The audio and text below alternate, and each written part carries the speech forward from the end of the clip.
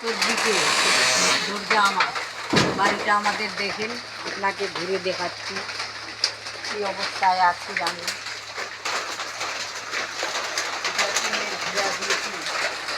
দিয়েছি বৃষ্টি, টিনের ফুটা হলে বৃষ্টি পড়তেছে, বারান্দার মধ্যে বালতি বসে দিয়েছি, বালতি এগুলো নিচে জল পড়তেছে।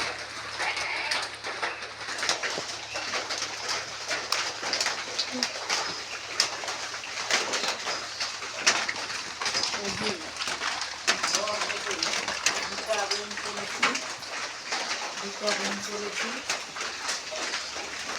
এটা একটা ছোট রুম করেছি, মালপত্র খোয়ার জন্য করেছি। আমার স্বামী যখন ভালো থাকতো তখন এটা ঘর করেছি, পুরানা হয়ে গেছে, পুরানা হয়ে গেছে। যখন 500 টাকা বালু ছিল তখনকার করা, এখন তো দাম বেশি হয়ে গেছে।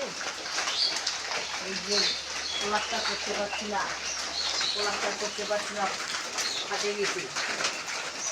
ফাটে গেছে, এদিকে ফাটছে, আবার ওদিকে ফাটছে, এই ভর্তি করে আমার স্বামী ওষুধে পড়ে গেল, অসুস্থ হয়ে গেল। আমার তো মাথা ঘুরে গেল, আমার স্বামীকে কেমন করে বাঁচাবো? দিশা দুয়ার না পায়ে চলে গেলাম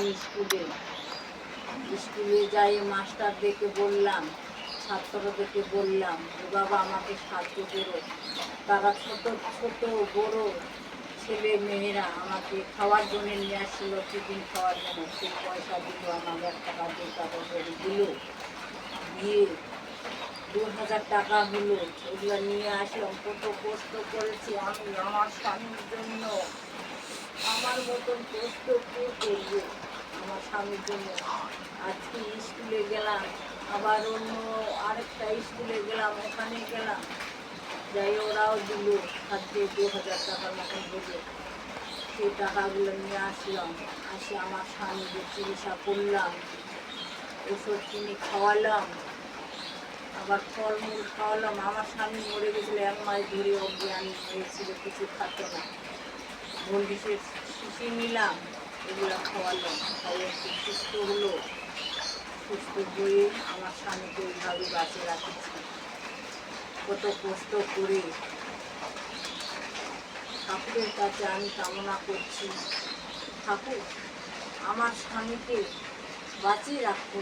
কিছু না করতে পারো, আমার খাটে না খাওয়াতে পারো, তাকে আমি যেখান থেকে হোক কষ্ট করে, আমার কষ্ট হোক, তবু আমার স্বামীর জন্য কষ্ট না হয়। এদিকে আমি ঠাকুরের জন্য কামনা করছি যে আমার কষ্ট সহ্য করার মতন শক্তি দাও।